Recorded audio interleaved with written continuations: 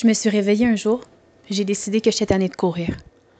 Que j'étais tannée de faire des 12 heures de travail par jour pour essayer de me payer un peu de luxe, pour essayer de me convaincre que dans le fond, j'étais plus heureuse quand j'avais une paire de pantalons de yoga de marque, quand j'étais plus heureuse parce que je pouvais emmener mes enfants plus souvent au cinéma, une soirée pizza. J'ai décidé de lâcher mon entreprise après 3 ans. J'ai décidé d'abandonner le confort matériel et de tout vendre. J'ai décidé d'y aller d'une autre façon. J'ai décidé de partir de moi pour créer quelque chose de merveilleux, de magique, rempli de joie et de bonheur, qui allait me remplir d'amour de ma vie à chaque jour. J'ai choisi ça au lieu de ce que je devais faire.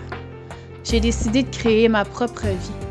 J'ai décidé que j'étais tannée de me poser 1000 questions puis d'être stressée 24 heures sur 24 à me demander si j'allais arriver à la fin du mois.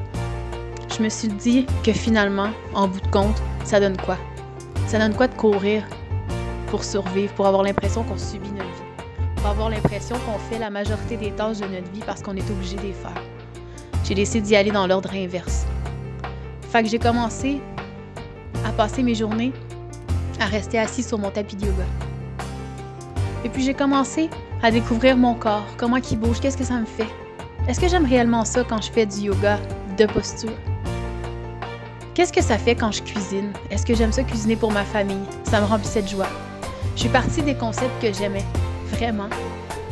Et puis finalement, au bout d'un mois, je me suis rendu compte que j'étais plus en santé, que j'avais un corps qui me plaisait plus, que j'avais le sourire aux lèvres à chaque matin, puis que j'avais le temps de calmer mon mental, que j'avais le temps de prendre le temps de respirer, que même si j'étais occupée dans une journée, que j'arrêtais pas de la journée, mais je faisais juste des choses que j'aimais vraiment beaucoup.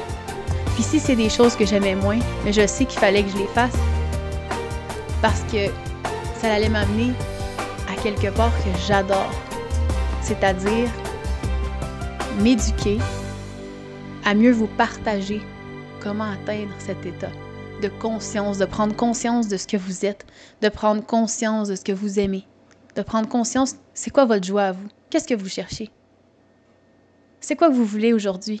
Qu'est-ce que vous remettez à plus tard que vous devriez mettre plus en conscience maintenant tout de suite? Parce que le temps, il passe vite.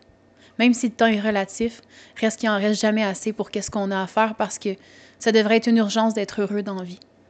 Ça devrait être une urgence de faire ce qu'on aime. Ça devrait être une urgence de rire. Ça devrait être une urgence de se sentir vivant, de se sentir pétillant en dedans. Ça devrait être une urgence. Je comprends pas pourquoi encore aujourd'hui, en 2018, on se fait encore subir plein de choses qu'on n'a pas envie de faire. Donc, pour 2018, j'ai dit oui au yoga dans toutes les sphères de ma vie. Si ça te parle, je t'invite à faire la même chose. Écris-moi.